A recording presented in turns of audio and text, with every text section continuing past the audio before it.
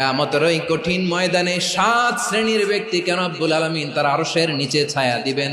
তার মধ্যে প্রথম শ্রেণীর ব্যক্তি হলো ইমামুন আদিল, যে ইনসাফের সাথে বিচার করে, যে জাস্টিস সমাজে সার্ভ করে, যে সুশাসন নিশ্চিত করে, ওই ইমামুন আদিল। আদিল শব্দটা বুঝছেন না? ইন্নাল্লাহা ইয়া'মুরু বিল আদল, পাইছেন? আদিল। 7 শ্রেণীর ব্যক্তিকে আল্লাহ তাআলা সুশীতল আরশের নিচে ছায়া দিবেন, যেদিন তার দেয়া ছায়া ছাড়া কোনো ছায়া থাকবে না। এর প্রথম হচ্ছে ইমামুন আদিল, ন্যায়পরায়ণ শাসক। চিল্লায় বলেন সুবহানাল্লাহ। আবার বিশ্বনবী বললেন, ইন্নাল মুকসিতিনা ইনদাল্লাহি আলা মানাবিরা মিন নূর আন ইয়ামিনির রহমান। কিয়ামতের দিন যারা ন্যায় পরায়ণ হিসেবে আল্লাহর সামনে দাঁড়াবে, কিয়ামতের দিন রব্বুল আলামিন তার আরশের ডান দিকে ওই ন্যায় পরায়ণ লোকদের জন্য আরশের ডান দিকে একটা নূর